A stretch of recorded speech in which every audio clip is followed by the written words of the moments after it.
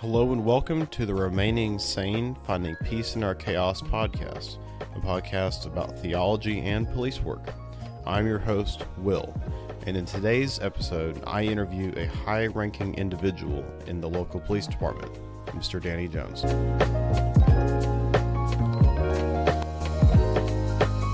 Good morning, Mr. Danny Jones. How are you? I am doing fantastic. Thank you for asking. Good. Before we get started, would you mind giving us a brief introduction as to who Mr.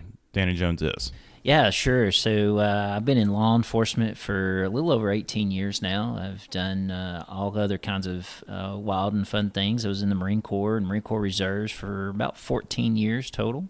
Then I've done some, as far as my job role at the police department that I work for, happen to be over our special operations and support services divisions. It entails about 50, 60 cops. So I have the pleasure of working with those guys and gals on a consistent day-to-day basis, and it's a lot of fun to work with those folks. Yeah, but also something that in the police academy, one of the things that you do is you talk to the recruits about their why. Would you mind going into more what your why is? Whew. Yeah, so, there's a lot of different folks that have written a bunch of different books about the why and what your purpose is. You got the purpose-driven life, you've got the Why Cafe, you've got What's Your Why, Simon Sinek, the different folks of, authors that have kind of done those things. And I really talk specifically whenever I'm talking to the academy or to anybody, even as I go and I teach for different organizations, what that why really truly means for someone and how that impacts your life. And if you do not understand your why, it's hard for you to influence others to your why to be an influential person. And so if you do not understand that why and on a consistent day-to-day basis work to be better than your yesterday, then it's very difficult for you to be able to accomplish that why. And so I've got an acrostic that I use for my purpose, right, and for what that why is, to help keep me grounded into what I need to do on a day-to-day basis to be better than my yesterday. Mm-hmm. So let's say, so what you're saying is that you have certain, dare I say the term, liturgies that you use every day in order to... I wouldn't go as far as to say liturgies. I would just go as far as to say more of a goal-setting instrument to ensure that I am doing and following my why and finding my purpose on a day-to-day basis. You could use it as a SMART goal if you want to, or a goal.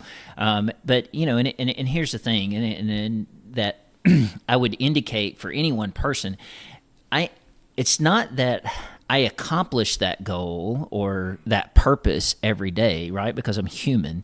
But what I do is I'm able to go back and look at and go, okay, I didn't do this well yesterday, so I've got to be better today than I was yesterday for this specific, whatever that true purpose that I didn't accomplish for the day prior. That's something that we hit upon in the first episode, is that something that we struggle with doing as police officers, and one of my personal sins is pride. And one of the ways to combat that is to acknowledge what you've messed up in the day and try to fix that thing. Because if you refuse to acknowledge that you've messed up, then you're going to end up doing the same thing over and over and driving yourself into just making the situation that you've created even worse. Correct, right? 100%. Yeah, because and here's the truth about, and you brought up pride and ego, and that's the hard part, right? For as a police officer, is to be able to find this word, and this word is very hard for cops to say, is humility,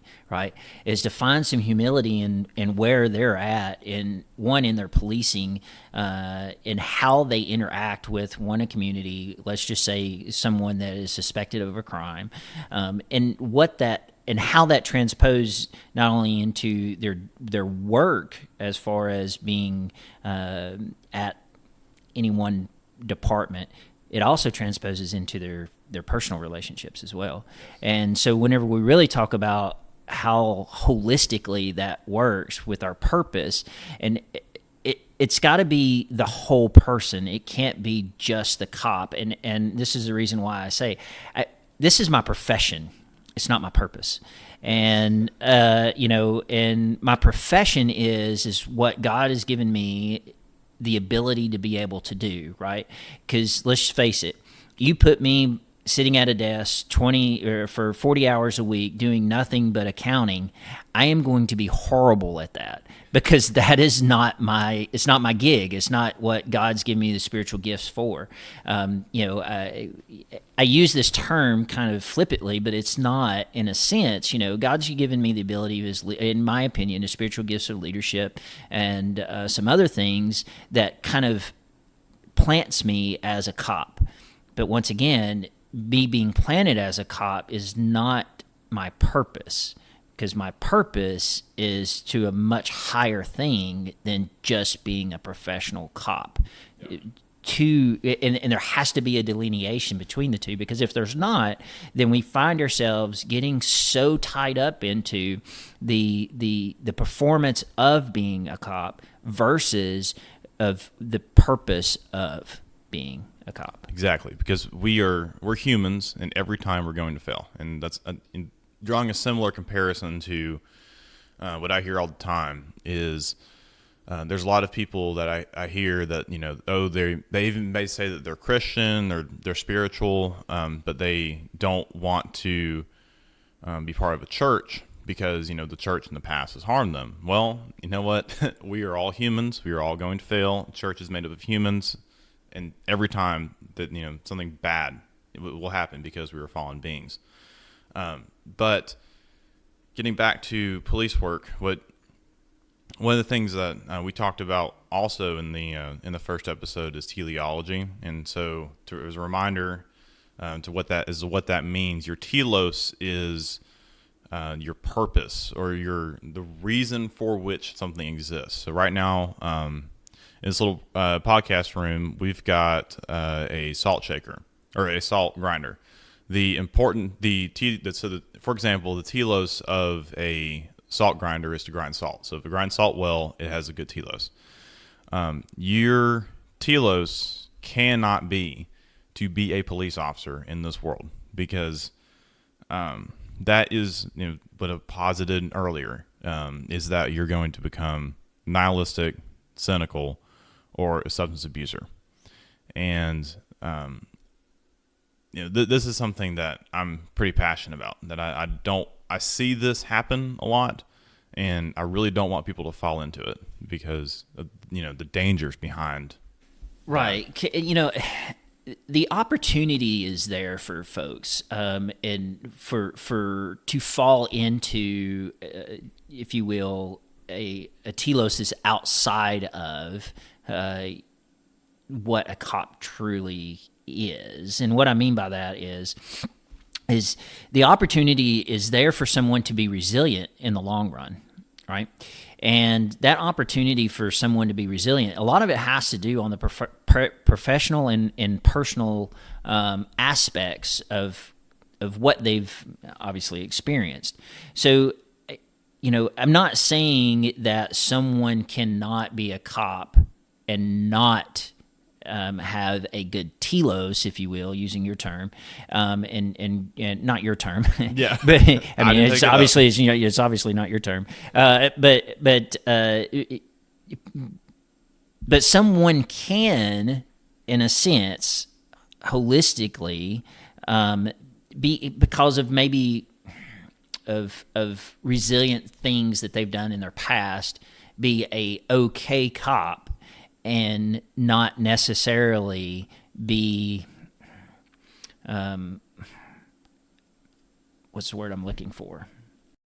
Be are you leaning towards more like Christ-centered, or are you leaning? Yeah, no, here's the thing, and I'll say this, is that I've seen people, specifically, I've seen folks who are not Christians, who are not Christ-centered, have a I would term it as a okay career, right? However, I would say that those folks are not thriving in that career. And I think a lot of it just comes down to once again, a lot of the purpose that someone has had for themselves. And I use ACEs scores, right? Adverse childhood experiences as an example.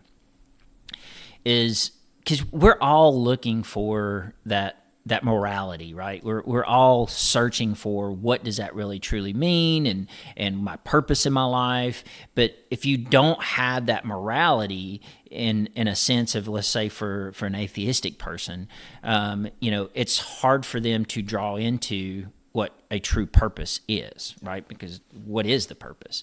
It doesn't mean that they can't do a job. They can. But what it really truly means is that how are they going to, as you say, posit that relationship into a holistic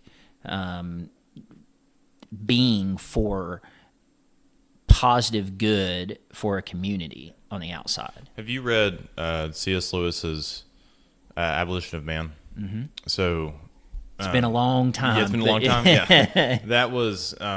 I would say that is one of the very first. So when I read that when I was 17 years old, that I've read it a couple times since then, and that I think is probably the book that was most influential. I wouldn't say the number one thing, but the book that is most influential to my having become a police officer.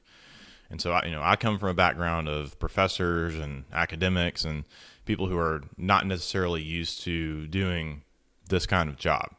And so, I stick out a lot in the department because I know that, I'm not necessarily the typical person coming into this, which I'm not sure if there really is a typical person, but, I didn't come from, a line of police officers or military or, any of a lot of the, or even blue collar jobs that tend to lead into this kind of work. But one of the things that what C.S. Lewis posits in that book is that, and he's trying to escape Christianity just for the sake of making the argument. So he argues that morality is called what's known as the Tao, and so let's take it outside of Christianity, but let's say the good moral things in life. So providing for your family, or staying true to your wife, or not lying, or being humble. Let's call those things the Tao. It requires someone who has what he calls a good head and a good heart and a good gut to glorify Christ, or to follow the Tao. He's trying to get outside of Christ. And one of the things that, my family is really good at the mind. I've got a lot of very smart people in my family. I've got doctorates, done all kinds of research. And so growing up, I was very much focused on the mind. And then we all become susceptible to what he calls the gut. And the gut is the instinctive actions that we take. They're the feelings that are much more, I would call primal to us. So that's hunger, or even like sexual desire. If you're cold, the wanting to become hot, or warm. The very physical, primal wants, needs, desires. And then there's this third thing that I really hadn't delved into until this book, and that's what he calls the chest. And the chest is the good moral sense that does the courageous and the right thing. And being a police officer, all the time you have to practice having a good chest. And if you don't have that, then very quickly you can fall into either doing bad things at work, doing bad things at your house. And, we have to cultivate our morality so that we don't fall into that, because we're all the time inside of it, right? We're constantly in the the moral depravity of the world around us. Well, yeah. So I mean, because obviously Proverbs tells us that, right? What comes out of what's in the heart comes out of the mouth. So it's you're exactly right in a sense of. I like to use this word integrity, and to ensure that any one of us, and when I'm talking about integrity, it's doing the right thing when no one's looking, right? That's the easy one on that. But if we don't have a compass, if you will, to our morality, then what is our morality, and how do we actually hold that one term called integrity sacred? We can't, and that's the fulcrum of the reason why I personally, follow Christ, is because that keeps me centered. And as long as I stay centered on Him, I'm going to fail. It's not if I'm going to fail. I'm going to fail. But recognizing those times and going, okay, hey, knucklehead, you didn't do this. You should have done that. Fill in the blank, right? And then turning around and confessing it, knowing it's there, but then recognizing it. And I think that's the hard part for some folks, because sometimes we get so jaded in this profession that we feel like it's okay sometimes to look away for some of those smaller things. And I will challenge you a little bit, because I do know you. You're not necessarily, when you think that you're not necessarily the norm, right, of being a cop, the truth of the matter is you are the norm. And the reason why I say that is that it takes all. And for any one of us to sit here and say that, well, that guy won't be a cop, or this girl won't be a cop, or fill in the blank, that does a misjustice for what God has created you to be. I'm not saying that an accountant can't be a cop, because they're FBI agents, right? Yeah. They got to be able to look at those numbers, and they've got to, that's the reason why the FBI goes and tries to find those guys and gals, because, they're data-driven folks. I say that because we have to have all kinds to be police officers, but that's also the same reason why I turn around and say is that it's my profession and not my purpose. Because I can even say that about being a Marine, right? Because we needed those guys and gals that could do administrative stuff, right? That make sure people got paid, to make sure that people are in a vehicle that is working, mechanic wise. And then we need the guy and the gal to be able to sit in a foxhole or a fighting hole and being able to run after or go into, in a gunfight. So, it takes all kinds.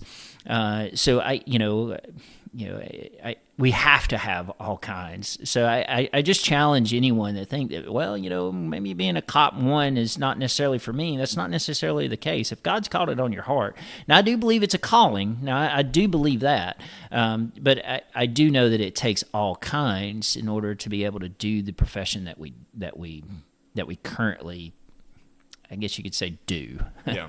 To use easy terms. One of the, well, first of all, I think that I was trying to, I believe that you're right. That what I was trying to say is that I don't fit the stereotypical image of what you would believe as an American police officer. Well, and I would understand. And I get that. But neither did Jesus. Jesus didn't fill the stereotypical Messiah either. Yeah. So so if we're going to sit here and say that, because Rome was looking for something, or not Rome. I'm sorry. The Jew is looking for something else when the Messiah, but and he wasn't necessarily quote unquote that. And I think we as cops get that bad rap a lot of times because what is the quote unquote stereotypical cop? Well, heck, I don't know. All I know is that I want somebody with a good sense of morality, right, to go and do this job.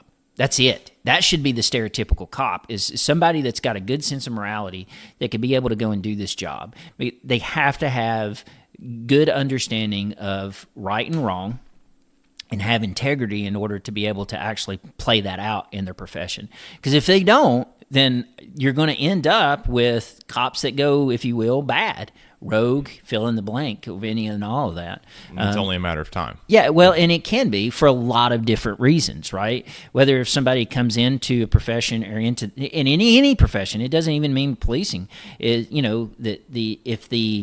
if the opportunity is there to do something nefarious, depending on where they're at and where their morality is, they may take that opportunity, whether that's because, as we talked about earlier, with pride, and or whether that's something that they want to act out because of, a release that they think that you're going to have, right? Then I really think that's where somebody can go. Because here's the truth, right? The truth is that our own responses of how God made us, right? There's flight, fright, or freeze. There's also fawn and fornicate, right? So you got all these stress responses that anybody can have. Well, if somebody gets in all these stress responses, right?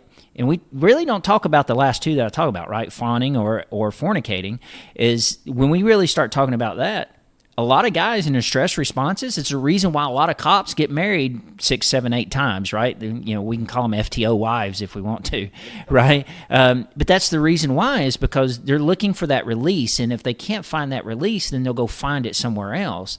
Well, whether that's recreational drugs, alcohol, and relationships. Video games, pornography. Yeah, fill in the blank with all of that stuff, right? And that's where they're getting their quote-unquote release. But really, truly what it is that the same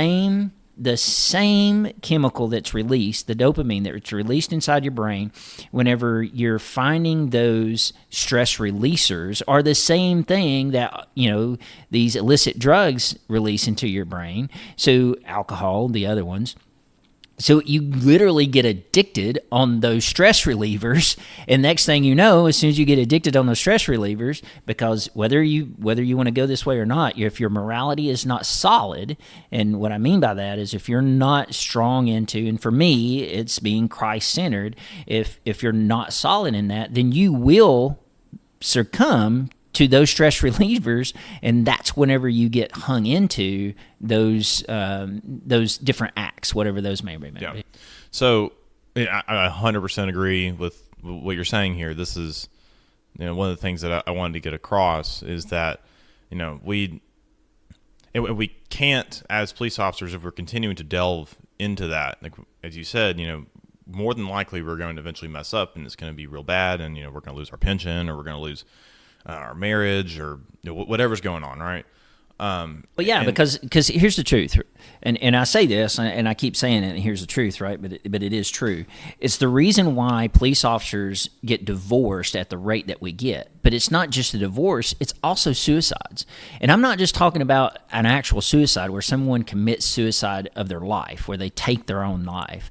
I'm also talking about career suicide, where they jump into the deep end with these other stress relievers, whether that's alcohol, drugs, fill in the blank, and they commit that career suicide because they do something nefarious in a sense of being where they go after an extramarital affair, they turn around and they go get into drugs or alcohol, get a DUI. Yeah, DUI in the patrol car. Right, exactly. Yeah, any of those things, right? So as they dive into those things and they get in those stress relievers, if you will, what they believe is the stress relievers, that's whenever people have that, once again, goes back to suicide of their life, suicide of their marriage, suicide of their finances, suicide of, fill in the blank, career suicide.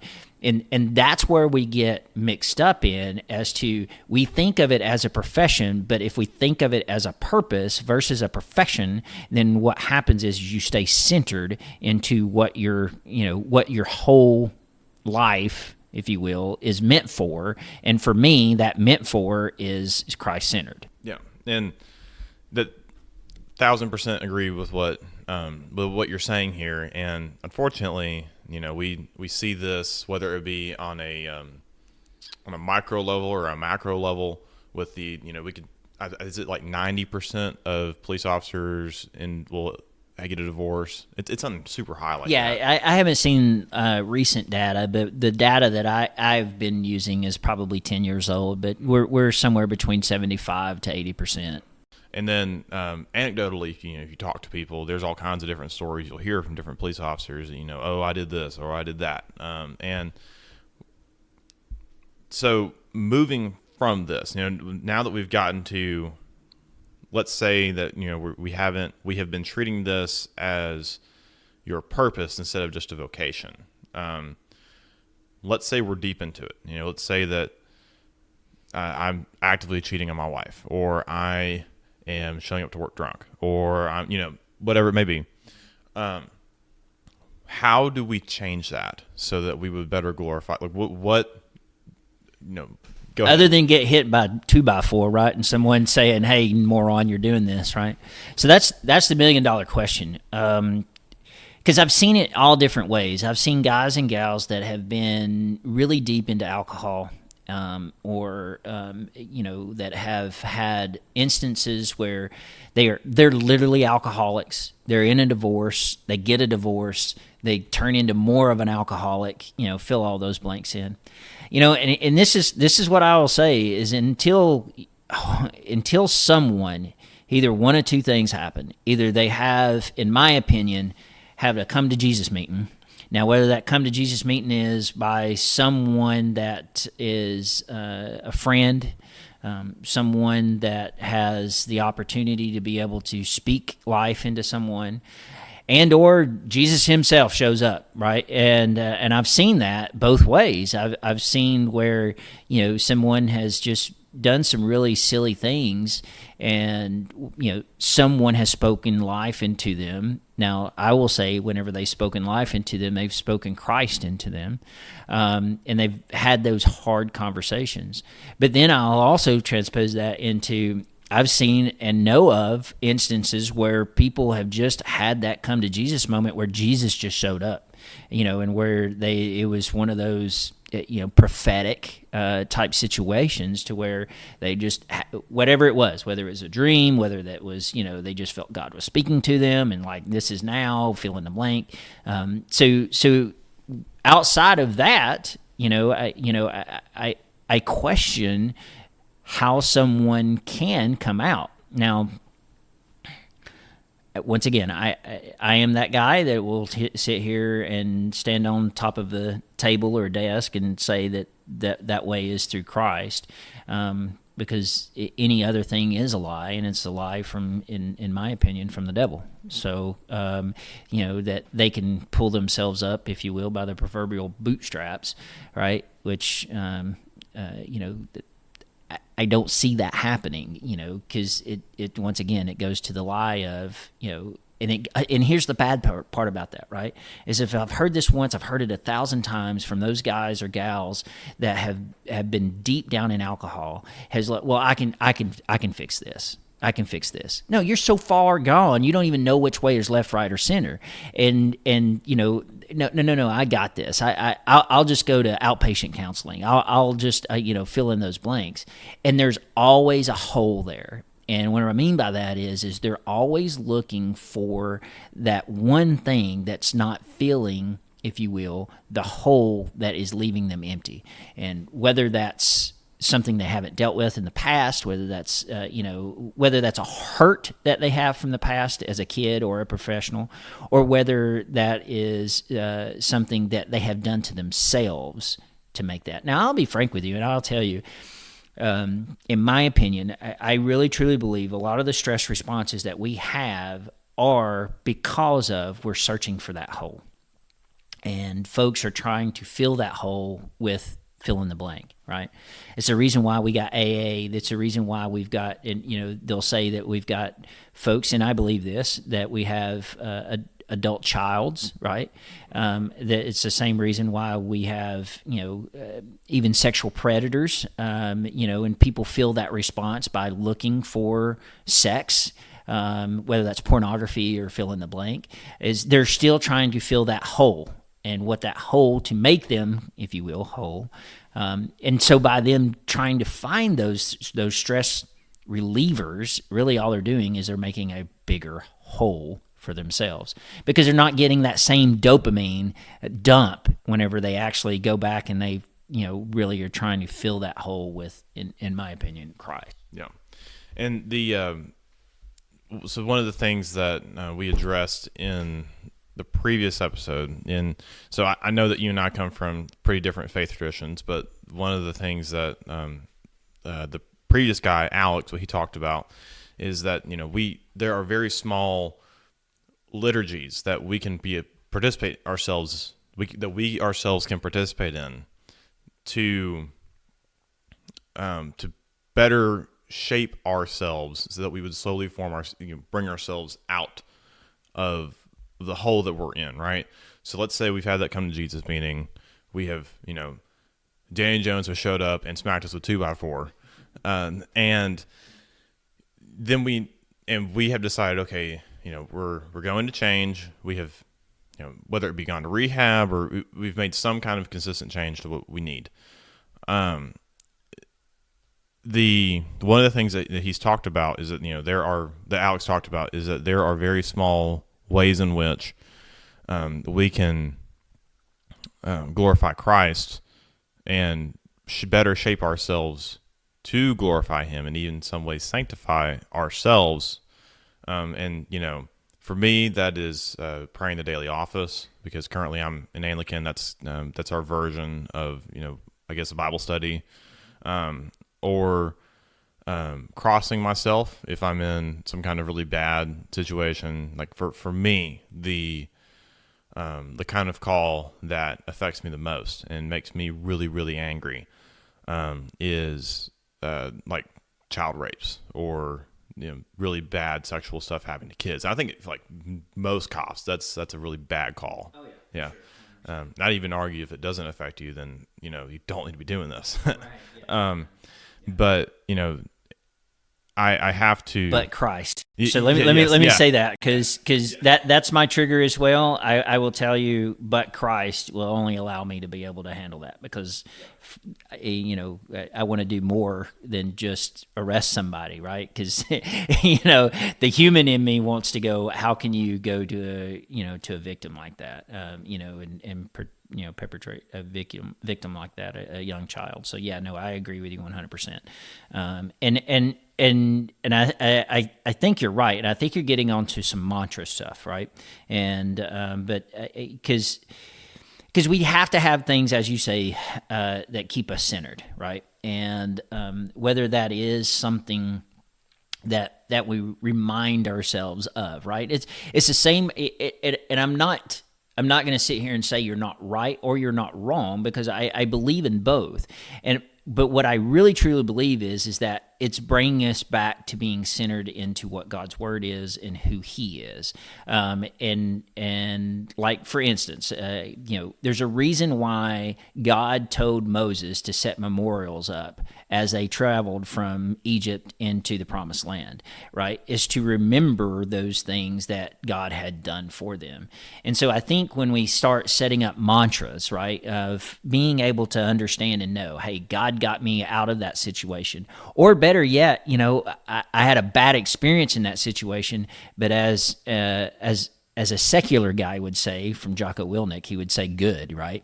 And the reason why is, and then I would even go further and be able to say that situation, even though it may have been bad, it's God teaching us something from it and allowing us to be able to walk through it, because we can go back to all kinds of biblical characters and people, not characters, but real life people that went through these instances. Even though the bad stuff that had happened to them, God utilized it to bring attention to Himself and to glorify who He is. So I agree with you as far as being able to set up some, if you will, as you say, liturgy, whether that's a memorial, whether it's a mantra, whatever that is, to be able to understand, okay, God, you're bringing me back to you by utilizing it, and I can get into that as far as how I, how I personally do it, and. And it's going to be different. You and I are exactly. Once again very different people, and so 100%. Well, we're going to take a quick break, and we will be right back. And next part of the episode, we're going to talk about what are some resources that we can get into, and how, as police officers, we can hopefully embody holiness.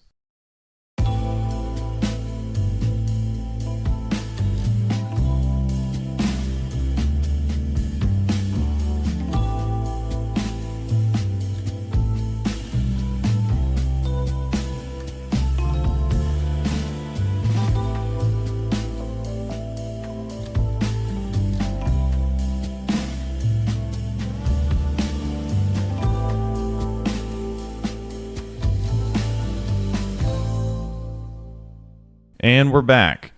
So, Danny Jones, one of the things that I wanted to ask you is, how do you, or when I say you, I mean one, like a police officer, what are some practices you can take to embody holiness or to better glorify Christ in your line of duty, or even outside of it? Well, I think the biggest thing is that for any one person to understand a couple of different things. First, whose they are, right? And that's hard for a cop, because when we start talking about whose they are, that means that you have to submit to something else.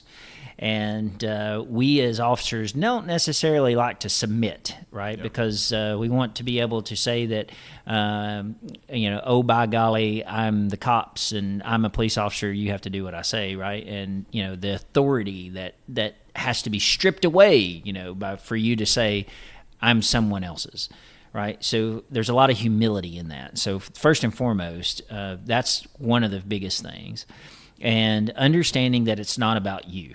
And that's really, really, really hard for a lot of different people. So being able to take that kind of stance to also understanding that if I submit to something, then there's something else that's greater than me.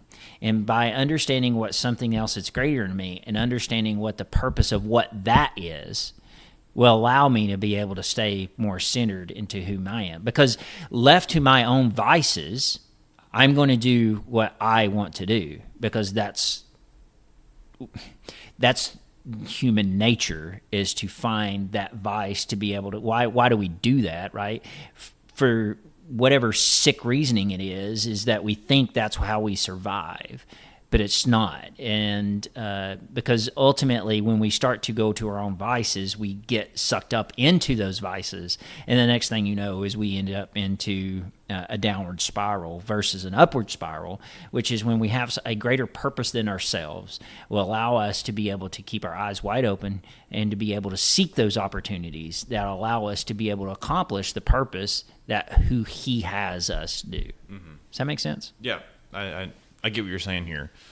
One of the things that I consistently try to do in order to remember that, that I'm, this is not what I belong to, is that take vacations with your family, right? And don't make them centered on, going gambling or, centered on a vice. Right. Make them centered on, on virtue. And right, yeah, because I think it's very important for us, and this is very difficult for cops, right? And because I ask this question quite often, and I even say it in the academies, is that you'll find yourself starting to mold yourself friend-wise to other cops, which I really truly believe that is, it can be a downfall. I'm not saying it's not right. I'm just saying it can be a downfall. And the reason why I say that is a lot of times when we deal with the public, and especially if we've got friends outside of being cops, we always say, well, what'd you do this week? Did you shoot anybody this week? Nobody really realizes what they're saying whenever they're trying to be funny, but that's not necessarily the case.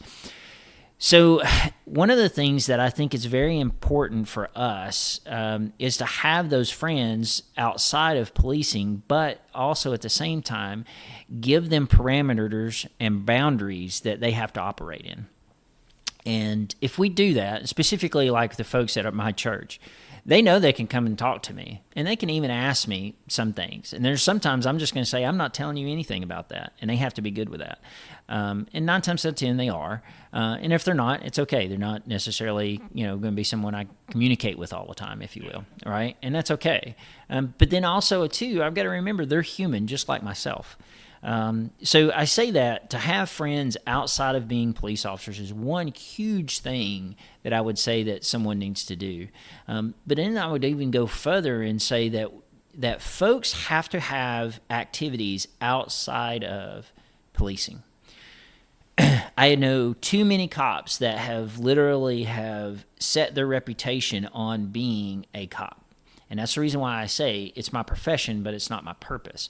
And whenever they do that, that's the only thing they see, right? They only see putting the quote unquote bad guy in jail, but they don't necessarily see the person that they can be able to help that much more by only focusing on that really small thing of putting one bad guy in jail. Yes, that's important. However, there's a whole myriad of people that is out beside that you could be able to help otherwise as well. I've got all kinds of examples of that. Just by taking the opportunity, yes, I put a bad guy in jail because they stabbed their girlfriend 30 some odd times and end up putting cuffs on this guy, taking him to jail. But at the same time, we also sat at the bedside. I sat at the bedside of the suspect to be able to have a conversation with him about who Christ is. And ultimately, from that, later, about 2-3 weeks after that, saw his brother, asked how his brother was doing in jail, and his brother's like, dude, he's like completely new guy, and it's not the same guy that I knew before he went to jail, and being able to see that. And so having that conversation with his brother, who is outside of jail, also flipped a switch for him. And so, it's not just being so centric on putting the bad guy in jail. Yes, once again, that's very important.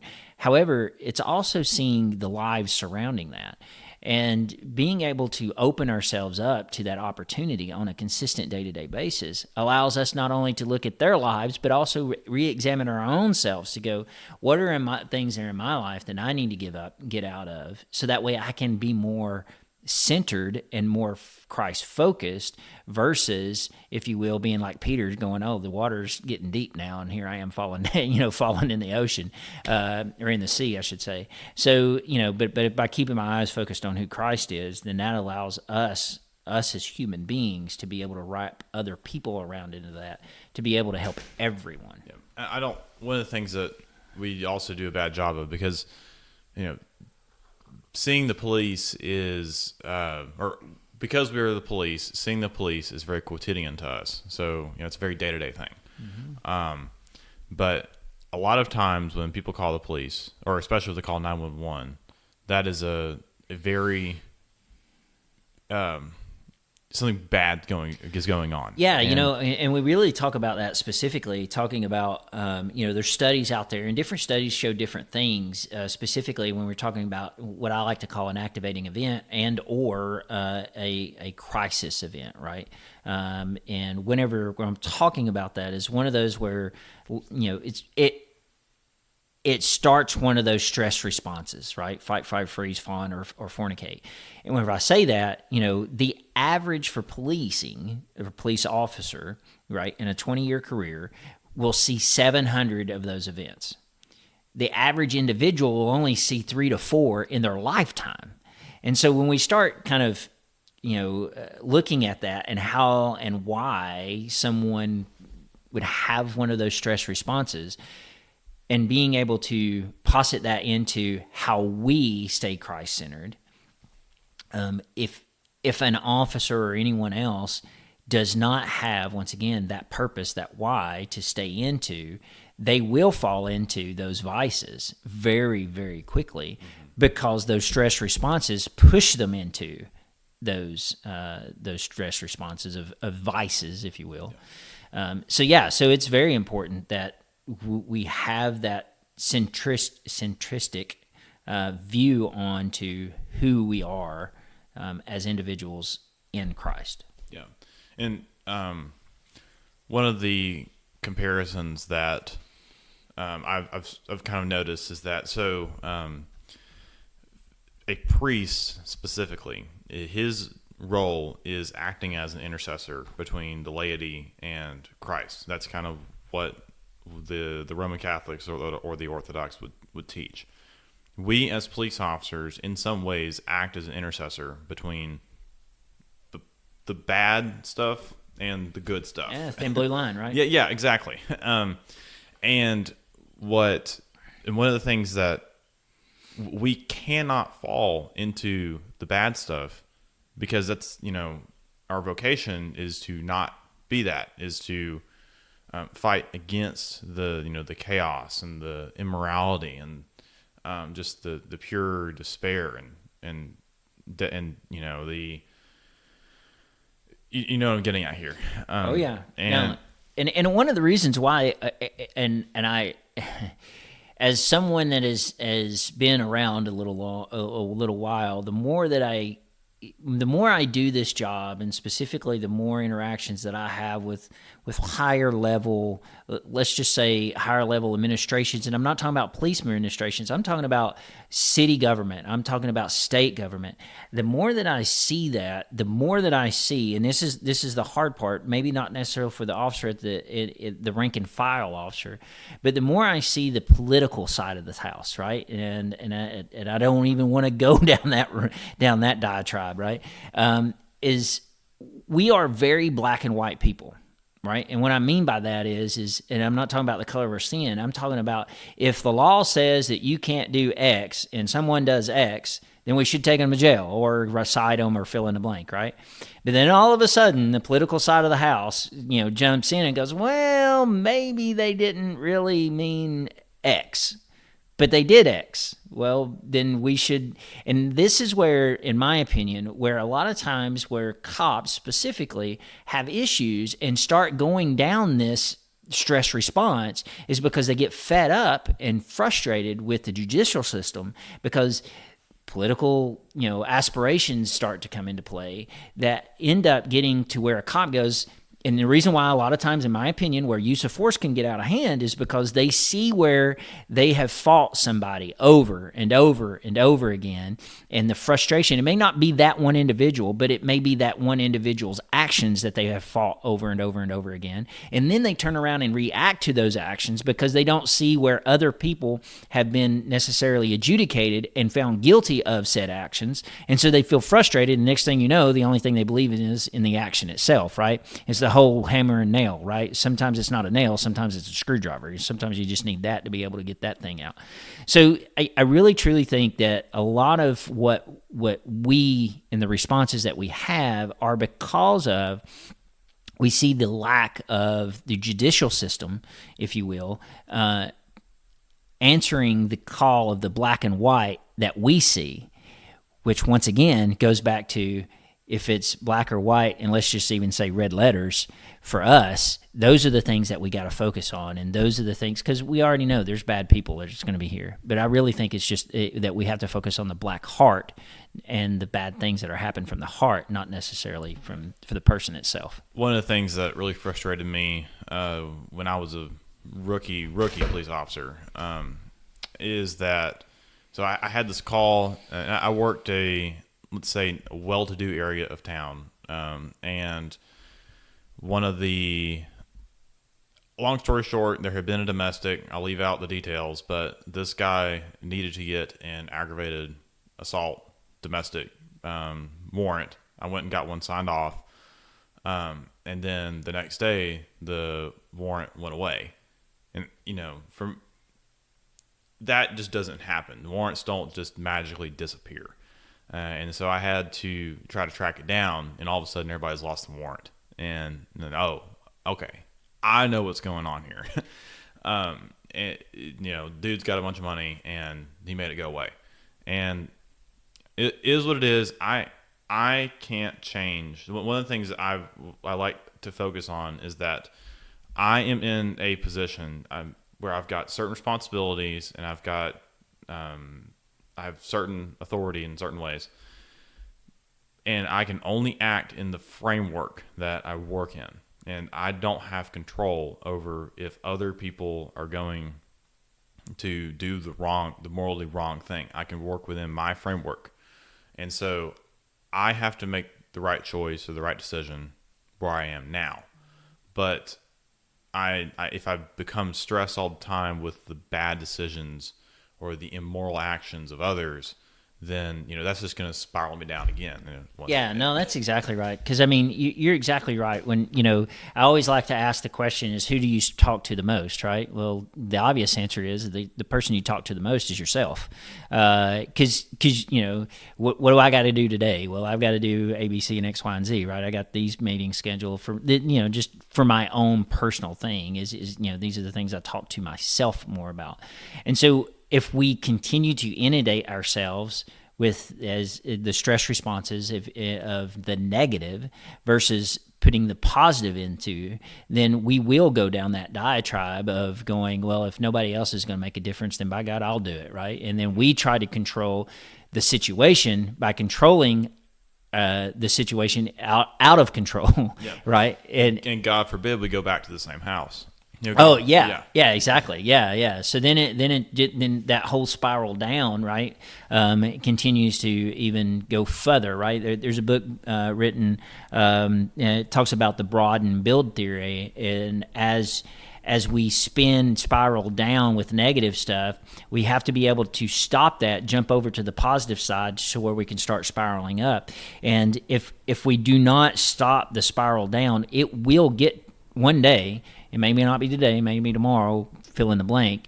But as long as we go down, we are 50 more times likely to have the stress responses versus if we can stop ourselves to be able to jump over to where we're actually spinning up, then we're more likely to actually have a positive outcome versus a negative outcome if we continue to go down.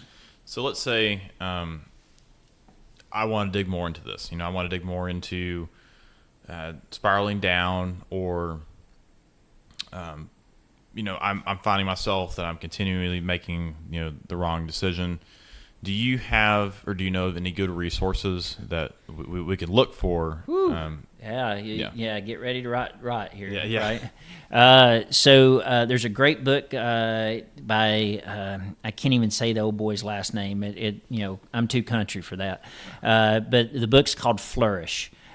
Flourish has all kinds of great documents and studies that go into exactly how any one of us, specifically in policing, will allow us to be able to get to a spot to where we can actually get, crazy enough as it is, to flourish inside of our job, our profession. There's that's the book there. I can't even say old boy's name. It'll be Flourish by Martin E.P. Seligman. There you go. That's the reason why I'm having you do that, not me. So that's a great book. There's another one, Trauma Stewardship. Trauma Stewardship is great, and I'll tell you the reason why it's great is because that book specifically talks about the 16 stress responses that people can have from any one incident. And those stress responses compounded together can get to a spot to where folks literally need to seek, if you will, counseling, and or if they're doing any one of the responses of alcohol or drugs or even sex, that kind of thing, that they know and understand that they need to go find counseling. But specifically, the great thing about trauma stewardship is that it focuses a lot of the examples as first responders and also as military men and women. So not all the responses are that way, but a lot of them are that are examples of. That there's so many other books. I mentioned a couple of them at the very beginning, specifically, What's Your Why by Simon Sinek. I would even go further to be able to say Leaders Eat Last by Simon Sinek is another great book. I would also go into The Why Cafe. It's a really small read. It's about 40 pages. That's it's a really good book. It talks about how you can find your purpose, right? Your PFE. PFE is purpose for existence in that book. You could even go to A Purpose-Driven Life, written by the folks at Saddleback. so there, I mean, there's all kinds of resources out there. There's all kinds of stuff, and then this really goes to really what my purpose is, right? And I'll just kind of tell you that. For me, I use the acrostic, and everybody else uses it, and this is how I personally use my acrostic on a day-to-day basis to really speak to my own personal purpose. And that goes into the first letter is L. I lead myself very specifically every day, specifically as a Christian, and I get into the Word of God every day. Every day, because if I don't stay centered on Him, I'm going to be left to my own vices, and I'm going to do what Danny wants to do versus what He is asking me to do. And so by staying and leading myself directly to Him, it allows me to, once again, stay centered, but it also allows me to be able to pull the servant leadership things that Christ is doing, so it allows me to be that better leader at work and at home, to be able to posit those attributes to do the next letter. The next letter is O, is to find those opportunities to be able to pour into others. Whether that's to do the small thing of just doing a random act of kindness, or whether that's like, for instance, this here, the podcast. I was blessed this morning by, I taught some dispatchers one of my classes a couple of weeks ago, and she happens to see a video online, and she's like, "Hey, do I know you?" I was like, "I don't know if you know me or not." She goes, "You taught this class. Do you teach this class?" "Oh, yeah, I teach this class." "Well, I just want you to know that it meant a lot to me. I watched a video of it, blah, blah, blah, blah, blah." "Oh, hey, fantastic." It was an opportunity, right? And it's the reason why this is just another opportunity to be able to pour into people. That becomes into the V, right? And the V for me is I will live as a victor, not as a victim. Why? Is because I already know who won. I don't have to worry about it, And so for me, it's living as a victor, not as a victim. And last but not least is the last letter is, I actually add 2 E's on it because it's mine, is I live with enthusiasm and with endurance, right? Paul says, we're finish the race with endurance, right? And that doesn't mean it's a sprint, right? Because if it's a sprint, then it's like casting seed on the not the prepared ground, but let's say just rocky ground, right? Yeah, I can get some roots there, but eventually it's just going to die off. So I want to be in that good soil. But in order to be in the good soil, I got to be cultivated. And so in order to be able to cultivate, I got to go back up to the L, and then I got to find the O. And so essentially, it's that one thing. It's love. Right, and that's the reason why I do what I do in the way that I do, is because He first loved me. Period. It has zero to do with anything else. It has everything to do with that. Yeah. Well, I think we're going to end on that great podcast episode. If you have any questions, feel free to email remainingsanepodcast@gmail.com. Once again, this is the Remaining Sane Podcast, finding peace in our chaos. Any questions, comments, whatever you want to say, remainingsanepodcast@gmail.com. You can also find us on Twitter @remainingsanepc. Thank you, and have a wonderful rest of your day.